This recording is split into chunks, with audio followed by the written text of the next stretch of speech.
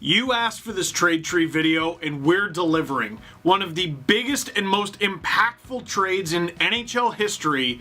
Let's go over the Eric Lindros trade tree. First, I want to give you an idea of what you're in for. I will let Flet, that is freelance editor Tom, do the honors. Tom? Oh, wow. Yeah, that's a pretty big... Wow! Wow! Holy smokes! Buddy, tell me about it. First thing you gotta know, at the beginning of the 1990s, Eric Lindros was one of the most hyped players coming out of Major Junior ever. His first season with the Ontario Hockey League's Oshawa Generals, he was pretty good. 36 points in 25 games. Wow. The next season, in 57 games, he had 71 goals! 149 points. He toyed with the league. His next highest scoring teammate was Rob Pearson, who had 109 points, so he had 40 more points than his next closest teammate. He's a junior hockey legend. He helped the Oshawa Generals win the 1990 Memorial Cup. There's murals of him in Oshawa, and on top of the points, he was huge. The 6'3" frame, forget how big he was, it was how big he was going to be.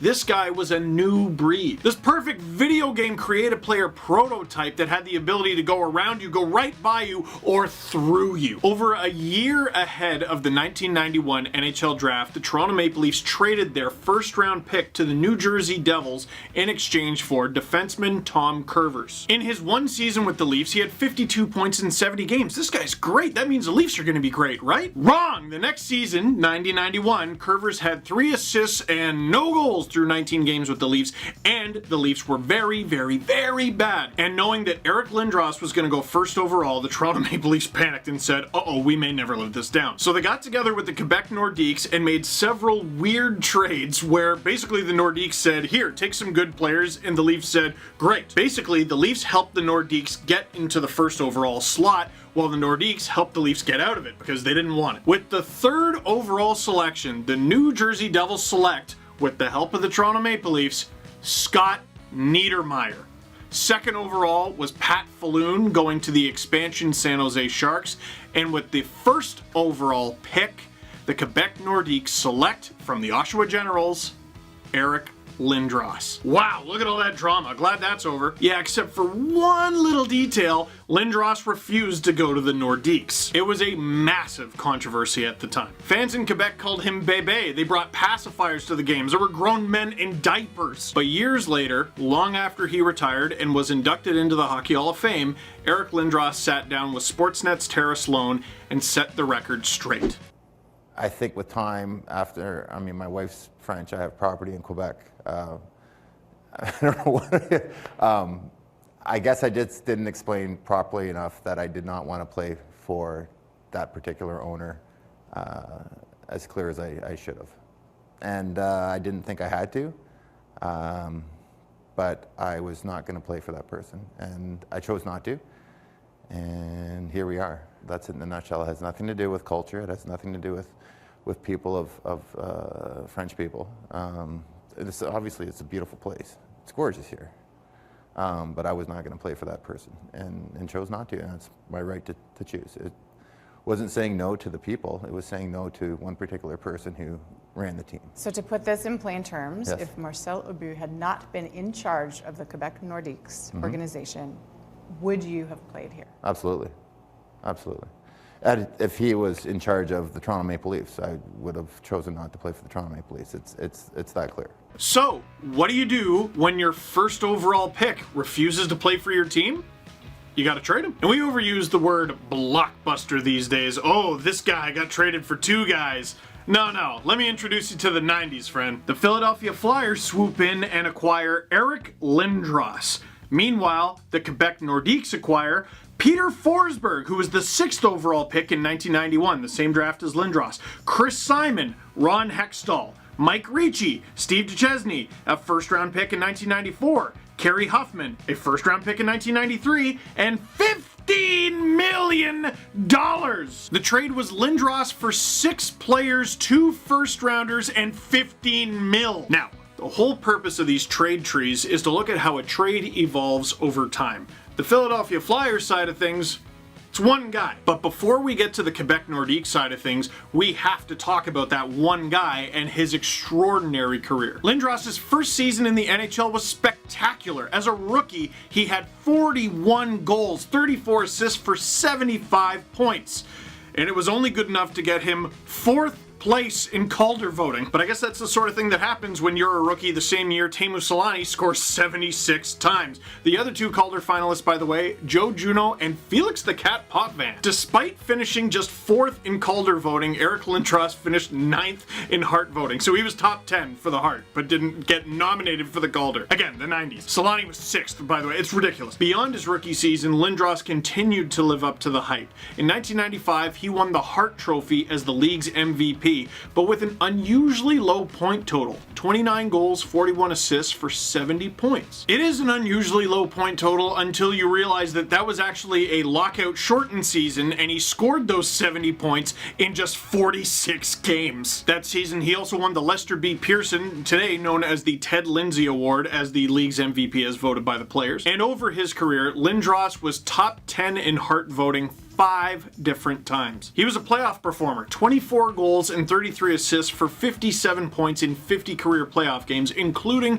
an appearance in the Stanley Cup final in 1997. In his 486 games as a member of the Philadelphia Flyers, Eric Lindros scored 290 goals, 359 career assists for 659 points, just as a Flyer. That means over his career with the Flyers, Lindros scored 1.355 points per game, which over an 82-game season is a 111-point pace. But, like I said, he played in the 90s. So did a lot of other players, and the rules were different, and one of those players was Scott Stevens. Lindros battled injuries over his whole career. As a member of the Philadelphia Flyers, he only eclipsed 70 games played twice. As a Flyer, Lindros played in 486 out of 626 possible regular season games.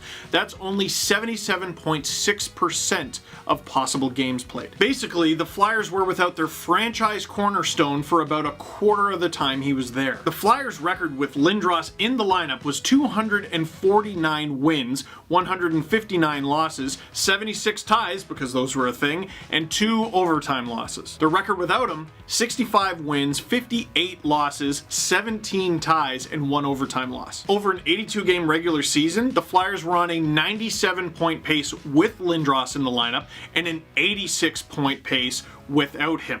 And remember, this is in the 90s. Almost the entirety of that was without the loser point in the shootout or overtime. If you go back and look, 86 points barely got you in the playoffs, if it got you in there at all. 97 points usually guaranteed you home ice through at least the first round of the playoffs. And in case you were wondering, when I said Lindros only played in 77.6% of possible games with the Philadelphia Flyers, that number does not include the entirety of the 2000-2001 season that he sat out. There was the concussion from the 2000 Eastern Conference Final from Scott Stevens. There was a souring relationship with the Philadelphia Flyers, specifically Bobby Clark. Obviously, as you saw on TV, those hatchets got buried. He's friendly with the Philadelphia Flyers now, and he's in the Hockey Hall of Fame. Not bad for a guy who only got in 760 NHL games. Only. And I'll just disclose my bias personally. I love him. He has initiatives with the Philadelphia Flyers, and he does a ton of good in his home province of Ontario as well. Specifically, he has put his name on the Eric Lindros Celebrity Hockey Classic in support of Easter Seals that raises hundreds of thousands of dollars for kids with physical disabilities every year and has raised millions over the tournament's lifetime. And you can take it from me, he does more than just slap his name on the tournament and play in it. He's involved in everything when it comes to fundraising, to the quality of the sandwiches at the thing, and the material of the t-shirts. He genuinely cares, and you will never catch me saying a bad word about the Big E. But enough of me fawning over Eric Lindros. I guess I should get to the trade tree, huh? What makes this trade tree so long is that out of the 6 players and 2 first-rounders Quebec got in this trade, all but 2 of them were traded. And then there's the matter of the $15 million, which I'll tackle right away. Now, $15 million, who doesn't want that? If you were offered $15 million right now, I bet you'd take it. I bet you $15 million you'd take it. In today's salary cap world, this is 2020. This is nearly 30 years after this trade. What can you get with $15 million?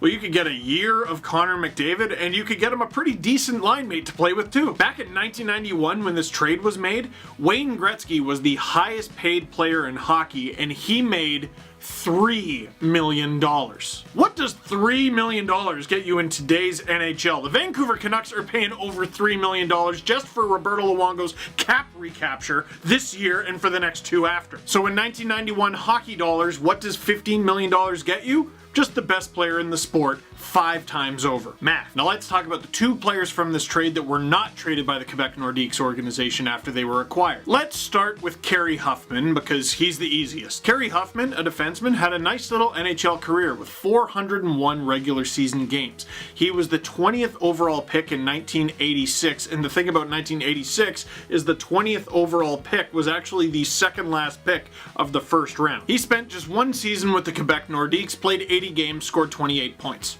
That's it. The other guy?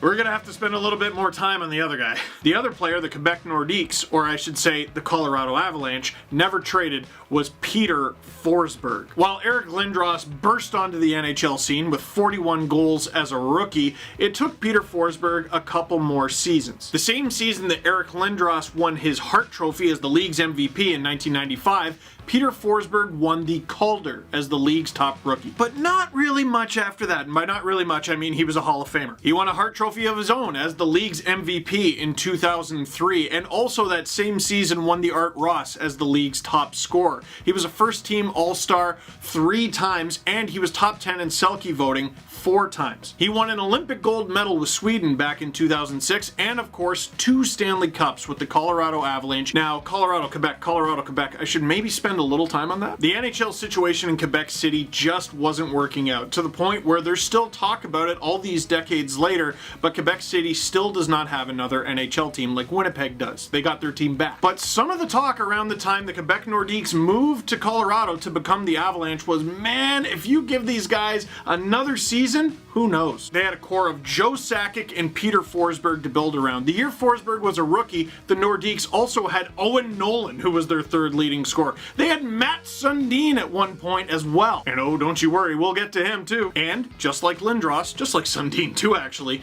Peter Forsberg had a Hall of Fame career. Can you imagine if that team kept Owen Nolan, kept Matt Sundin? In 591 games with the Quebec Nordiques Colorado Avalanche organization, Peter Forsberg had 755 points, 217 goals, 538 assists. The guy could dish. I never got to see Wayne Gretzky or Mario Lemieux play hockey live, so I always tell people the best player I ever saw live when I was a kid was Peter Forsberg. I would describe him as a polite bully. He would rush the puck through the neutral zone, someone would try to stop him, and he would run them over and maintain possession. And I always picked him first overall in my NHL 2001 fantasy draft on PC. You didn't ask, but you should have. One of the recurring themes of these videos is, did the team achieve their goal? And 10 times out of 10, the goal is to win the Stanley Cup at some point. So if that's our criteria, Peter Forsberg was an unbelievable playoff player. In 140 playoff games with the Nordiques and Avalanche, and that's a pretty good sign that you had some success when you get into 140 Stanley Cup playoff games with the same team,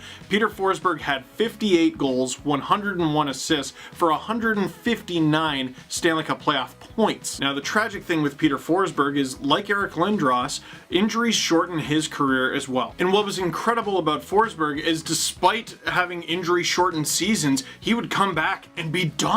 After winning the league's MVP in 2003, Forsberg came back for the 03-04 season, only got in 39 games, and had 55 points. And on top of that, threw in 11 points in 11 playoff games. Then there was the 04-05 lockout. 05-06, ironically, comes back with the Philadelphia Flyers. Only gets into 60 games, 75 points. Next season, he's captain of the Philadelphia Flyers, by the way, because irony is funny. He only gets into 40 games, still a point a game. 40 points. He's with the Nashville Predators for a hot minute. 17 games, 15 points. 07-08, he really tried to come back with the Colorado Avalanche. In 9 games, he still put up 14 points, this guy. He would play 26 games over the next 2 seasons for Modo over in Sweden before trying to come back over 2 years later in the NHL.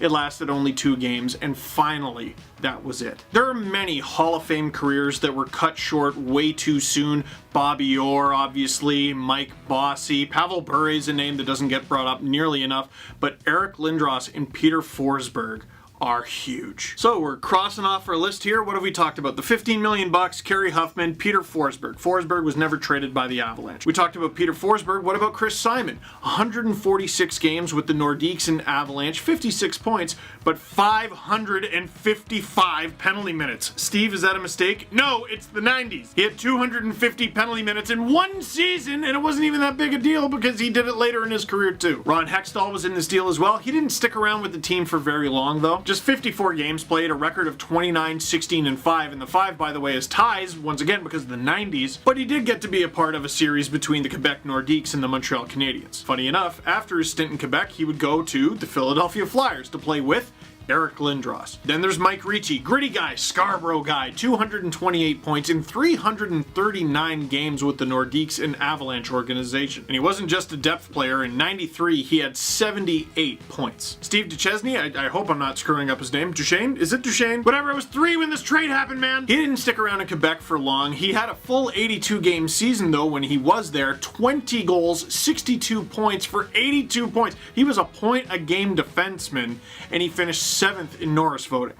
The 90s. The first round pick in 1994, the Avalanche actually deal away. We'll talk about that a bit later. Kerry Huffman, we already talked about him too. Let's spend a little bit of time on the first round pick in 1993, Jocelyn Thibault. He only played in 57 games with the organization with a record of 23, 19, and 7. But because he was the 10th overall pick in 1993, he had some value. And of course the $15 million. Those 6 players and 2 picks gave them 1,203 regular season games played, 332 goals, 763 assists, a few of those belong to Ron Hextall, and 1,095 points. If the tree ended right there, the Quebec Nordiques / Colorado Avalanche would have done pretty well, but it keeps going. The $15 million, Kerry Huffman and Peter Forsberg, that's all over. Now we get into the tree. Let's go to Chris Simon. Say whatever you want about him, but he was part of that Colorado Avalanche team that won the Stanley Cup in their first season in Colorado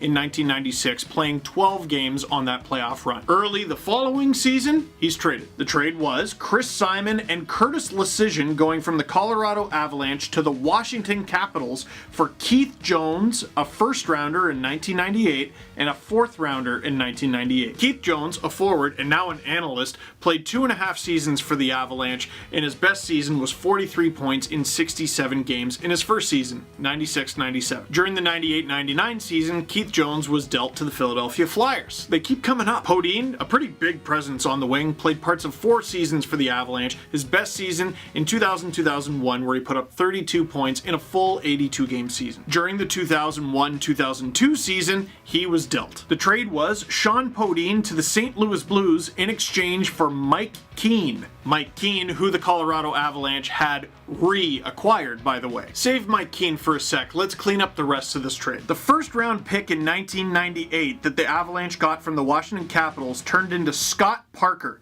who played 237 games for them and put up 538 penalty minutes. Years later, he would be dealt to the San Jose Sharks for a 5th round pick in 2003 that the Avalanche used to select Brad Richardson. He put up 40 points in 136 games with the Colorado Avalanche, and if you're like, Brad Richardson, that sounds familiar, yeah, he's still on the Coyote. After his tenure with the Avalanche, Richardson was traded to the LA Kings for a 2nd round pick in 2008. The Avalanche used that pick on goaltender Peter Delmas. Big things were expected of him coming out of the QMJHL. Never played an NHL game. The Avalanche also got a 4th rounder in 1998 from the Capitals. They packaged that with another 4th in 1998 and a 5th in 1998 and sent it back to the Capitals, actually, for a 3rd rounder in 1998. The Caps used that 3rd rounder on a player named Evgeny Lazarev, never played in the NHL. Now, I mentioned the trade with the St. Louis Blues that saw Mike Keane join the Colorado Avalanche for the 2nd time. Let's talk about the first time. All the Habs fans watching right now like, what if we didn't? After an embarrassing 11-1 defeat at the hands of the Detroit Red Wings, yes, you know where I'm going, Patrick Waugh demanded a trade away from the Montreal Canadiens. At some point over the next few days, the Colorado Avalanche said to the Montreal Canadiens, hey, if you need another goalie, we got a guy who was just recently picked 10th overall. The Colorado Avalanche traded Jocelyn Thibault, Andrei Kovalenko, and Martin Ruchinski to the Montreal Canadiens on December 6, 1995 for Mike Keane, and Patrick Waugh. I mean, Patrick Waugh is obviously the sizzle there, but it's worth mentioning Mike Keane was the Montreal Canadiens captain when that trade happened. 64 points in 223 games as a member of the Colorado Avalanche, and another 14 points in 63 playoff games. He was a gritty guy. What did Montreal get? Wasn't bad. Thibault had a 67, 56, and 24 record in 158 games with the Montreal Canadiens and a .908 save percentage. Andrei Kovalenko had just the one season with Montreal, but it was okay. 17 goals, 34 points in 51 games. Martin Ruchinski, that guy was a Hab forever. That's great value. He played 432 games with Montreal, 297 points, and 134 of them were goals. But none of those things add up to Patrick Waugh, man. A record of 262 wins, 140 losses, and 65 ties. A pristine .918 save percentage over that time. In the playoffs, he was even better. In 133 playoff games with the Avs alone, 81 and 52 record, and an even better .922 save percentage. During his tenure in Colorado alone, Waugh was top 10 in Vezina voting 8 times. He won the 2001 Conn Smythe as playoff MVP, and of course won 2 Stanley Cups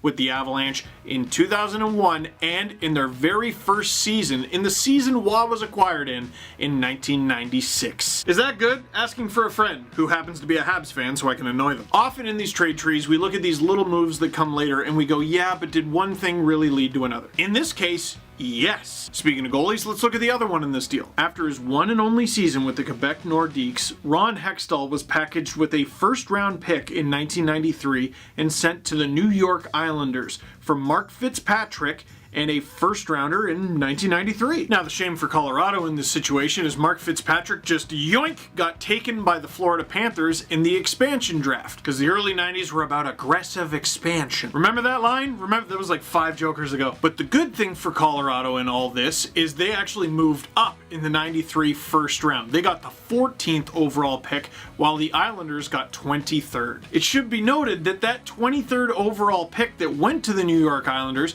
was used to select Todd Bertuzzi. Say what you will about Todd Bertuzzi, but he was the definition of a power forward for a number of years. He was a dominant player and, ironically, would go on to have an infamous association with the Colorado Avalanche. But before that infamous association, he was a fantastic player in the NHL, and the Avalanche could look at that deal as a loss if the Islanders didn't just give him away too. In the 90s, the Islanders did nothing better than draft extremely good players and give them away. The 14th overall pick that the Avalanche got, they didn't give away. They kept for a very long time, and he was a valuable part of that team winning the Stanley Cup. Adam Deadmarsh. Actually, I keep saying Colorado because Deadmarsh is such a staple of the Colorado Avalanche. I see an Avalanche jersey and I think of him, but he actually started with the Nordiques. 288 points in 453 games with the Avalanche and Nordiques. Yeah, that's a pick that worked out. Not to mention 22 goals and 56 points in 88 playoff games just as an Av. But a funny little footnote with Adam Deadmarsh, he lived every kid's dream. He wins the Stanley Cup. Gets to hold it above his head, all the blood, sweat, and tears, the years that he put into this, and he gets his day with the cup, and then they engrave his name into the cup, but that happens a while later. And then he goes back to look at it, hey, see, there's my name on the... They spelled it wrong! After Adam Deadmarsh and the Colorado Avalanche won the Stanley Cup in 1996, they accidentally spelled it Deadmarch, like with a CH. After Adam Deadmarsh's tenure in Colorado, his tree continues, but I'm going to put a little bit of an asterisk on it, because he ended up getting traded to the LA Kings, but it was with 2 first-round picks attached to him. He was part of the deal for sure, but the 2 firsts are what got it done. That deal was Adam Deadmarsh, a 2001 first-round pick, a 2003 first-round pick, and a player to be named later to the LA Kings in exchange for Steven Reinprecht and Rob Blake. Blake having an unbelievable and immediate impact on Colorado's back end. That right-handed shot, that crazy hip check that he would do, basically flying into you backwards. He had 19 points in 23 games as Colorado went on to win the 2001 Stanley Cup. The player to be named later that ended up going to the Kings, by the way, was Jared Olin. And the 2001 first ended up being David Steckel, and the 2003 first ended up being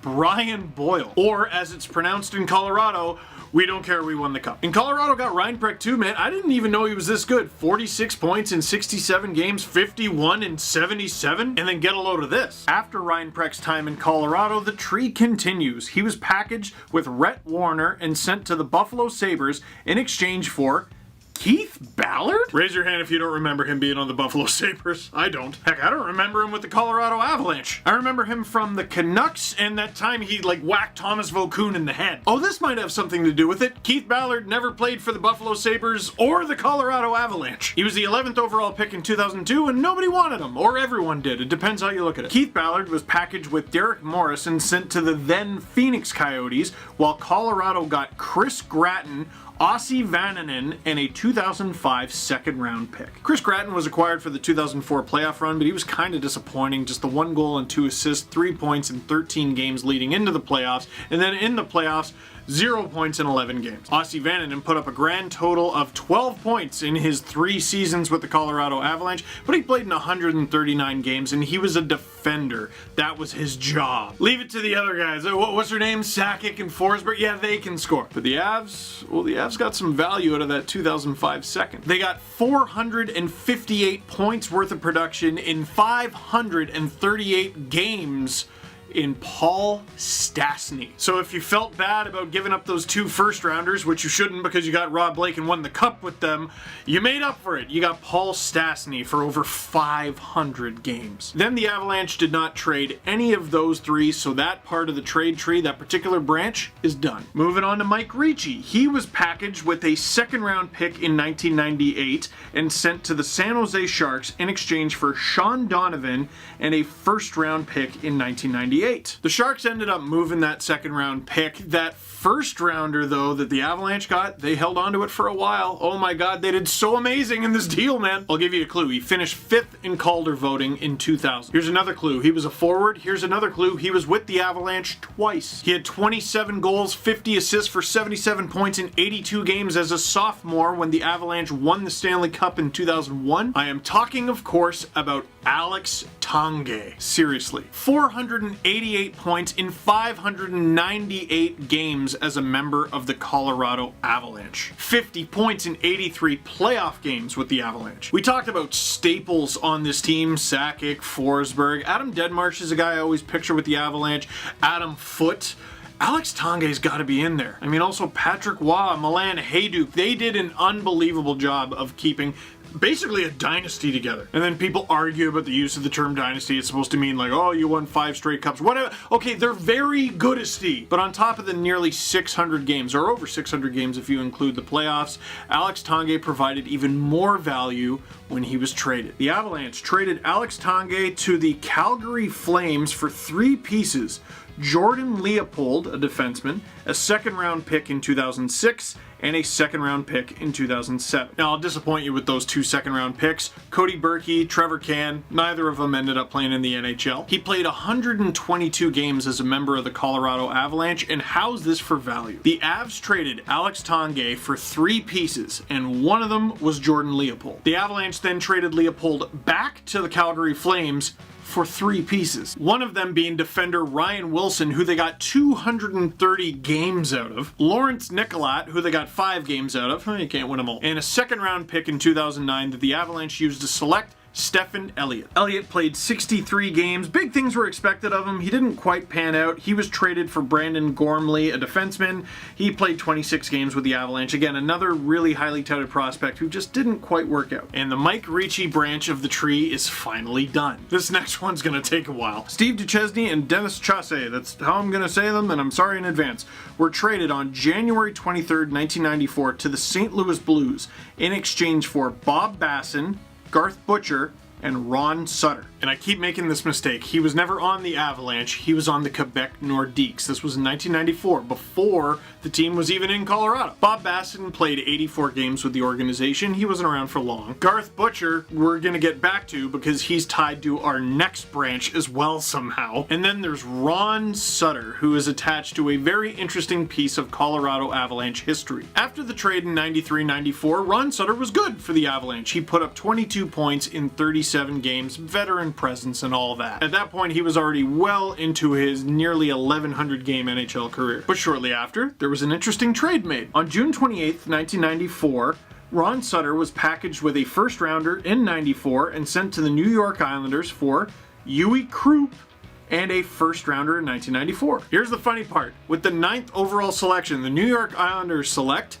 Brett Lindros. That's right, Eric's brother Brett was a top 10 pick, and basically the Nordiques traded a Lindros twice. Or you could say at one point in history, they had the first rounder to pick both Lindroses, and neither ever played a game for them. Eric Krupp isn't the biggest name. Born in Cologne, Germany, Krupp was an 11th round pick of the Buffalo Sabres in 1983. I didn't even know they had an 11th round. In the 95-96 season, Krupp only played in 6 regular season games. The playoffs arrive, he's a star. He plays in 22 games, 4 goals, 12 assists for 16 points in the playoffs as a defender. And it's probably worth mentioning that one of the 4 goals Krupp scored in the 1996 Stanley Cup playoffs was in the Stanley Cup final against the Florida Panthers, and it kind of won the Avalanche the cup. Kept in by Detmers from the line. Krupp shot. Scores! Eric Krupp has scored, and the Colorado Avalanche has won the Stanley Cup. Did I say kinda? I meant literally. He won the cup in overtime. He lived every kid's dream. And I think they spelled his name right, unlike Detmers. So that's Eric Krupp. The first rounder that the Avalanche got in this deal, remember, they gave up the 9th overall pick. With the 12th overall pick, they selected Wade Belak. On the back end, Wade Belak wasn't exactly known for putting up the points. He was known for being all out of bubblegum. He played in 549 NHL games and put up 1,263 penalty minutes. And he played in parts of 3 seasons with the Colorado Avalanche before getting traded. Wade Belak was packaged with Rene Corbet, a 2nd round pick in the year 2000, and future considerations. That was the package sent to the Calgary Flames on February 28th, 1999 to get Chris Dingman and Theo Fleury. Sometimes that little deal goes forgotten in Colorado Avalanche history, but it was a huge deal. After all, the Avalanche did not win the 1999 Stanley Cup, but it was not because of Fleury. Talk about an entrance. In just 15 regular season games with the Avalanche, Fleury put up 10 goals, 14 assists for 24 points. In the playoffs, 5 goals, 12 assists, 17 points in 18 games. He brought it to Colorado. Chris Dingman didn't bring the same scoring touch, but he stuck around in Colorado a lot longer, 110 games, nearly 250 penalty minutes. He brought some grit. Dingman was traded to the Carolina Hurricanes for a 2001 5th rounder. That was used to select Mikko Viitanen, and he never made the NHL. And because he never made the NHL, that branch is done for now. You might remember there were future considerations in that deal to Calgary, and we got to get back to that. This is the last one, but the longest one, the 1994 first round pick that the Nordiques acquired from the Flyers. That 1994 first round pick never got used by the Nordiques organization. It got packaged along with Garth Butcher, a guy you may have heard of named Matt Sundin, and Todd Warner. That package was sent to the Toronto Maple Leafs on June 28th, 1994 in exchange for Wendel Clark, Landon Wilson, Sylvain Lefebvre, and another first round pick in 1994. Now this whole trade tree has just been Quebec wins, Colorado wins, Colorado wins, Colorado wins, Quebec wins again, Colorado wins. For the Quebec Nordiques, this trade with the Leafs sucked. Matt Sundin scored 420 goals with the Toronto Maple Leafs. Add to that 567 assists for 987 points just with the Leafs, and that of course being in 981 games. I'm sure the comment section will let me know how many cups he won, but I just feel like if you acquire your franchise's leading scorer of all time, you might have won that trade. The 94 first rounder that Quebec gave up went on to become Nolan Baumgartner. The 94 first rounder they got, Jeff Keatley. never played a game in the NHL. Sylvain Lefebvre was on the 96 Cup team, so that was good. Landon Wilson, he only played 16 games with the organization, but then he was dealt. Landon Wilson was packaged with Anders Myrvold and sent to the Boston Bruins for a first rounder in 1998. Here's why that's noteworthy. With the 19th overall selection in 1998, the Colorado Avalanche select Robin Regehr. And you might go, wow, Robin Regehr was a member of the Colorado Avalanche? No. We gotta go back to the previous branch. Robin Regehr ended up being the future consideration sent to the Calgary Flames in exchange for Theoren Fleury, which is wild by today's standards, because future considerations usually means literally nothing, a conditional 7th or something like that. But in the 90s, future considerations meant a top 20 pick in the draft. So there's an opportunity for the Nordiques Avalanche organization to get a win out of all this, and they had to give it up. Wendel Clark, you're their last hope. 30 points in 37 games.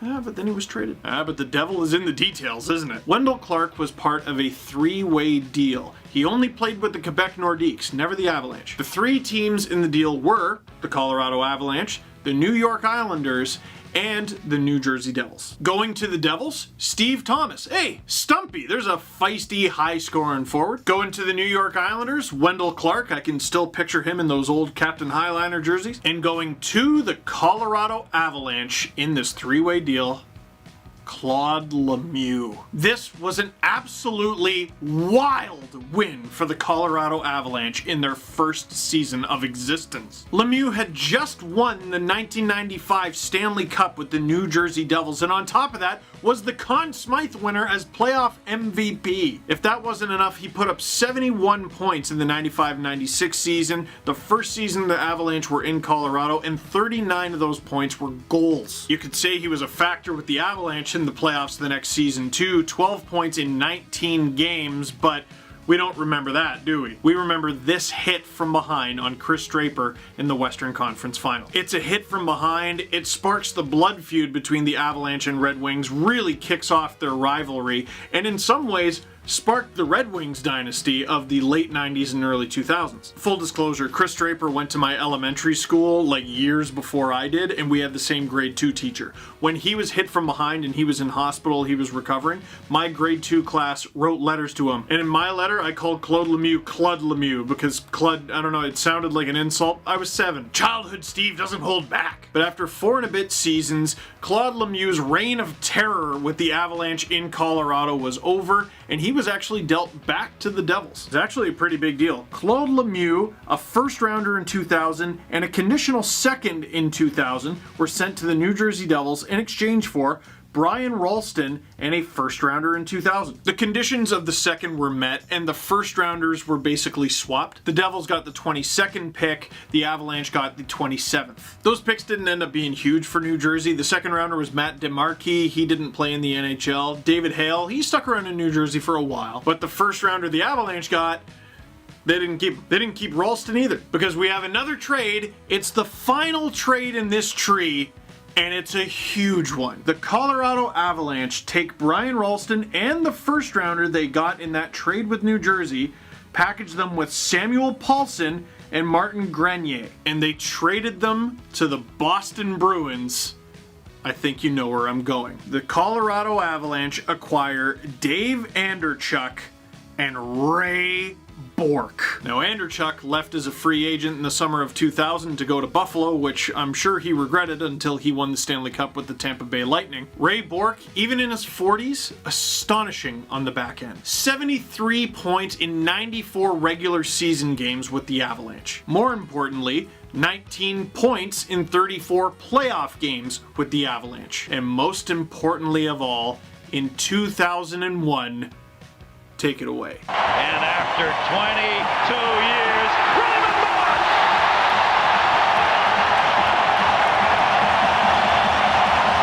Marsh! If that doesn't make you cry, you're not human. So that is the Eric Lindros trade tree. And the deal very literally led directly to 2 Stanley Cups for the Colorado Avalanche. And looking at the tree, I'm surprised it didn't lead to more. It directly led to Patrick Waugh, who was part of both cup-winning teams. Alex Tanguay is in there. Adam Deadmarsh. Rob Blake was loosely affiliated. We got Ray Bourque in there. I'm sure you all know producer Drew with this YouTube channel. He's an enormous Colorado Avalanche fan, and every time we gave him a new detail for this trade tree, he just giggled until he was finally just like, yo, we built a dynasty off of this trade. Well, considering in the first cluster of names I mentioned, I forgot to say Peter Forsberg. Yeah, Drew, I'd say they did. But should Eric Lindros be faulted here? No. It was the Flyers who forked over 8 assets, including a player they just drafted 6th overall and $15 million cash.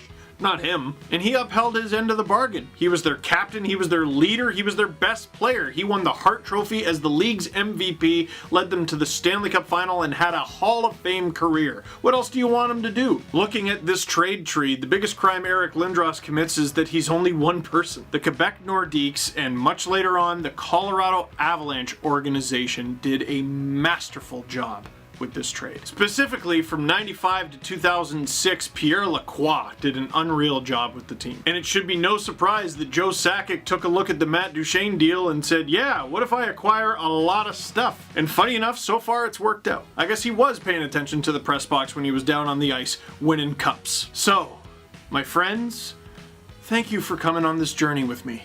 This is the longest video I've ever made, I think. So if you could, leave a little comment in the comment box down below. Did you learn anything? Did you learn lots of things? I hope you did. So that is it for this one. Thank you very much for watching. Click like if you like this video. Click subscribe if you really liked it. Tell all your friends to watch this video too. It took forever.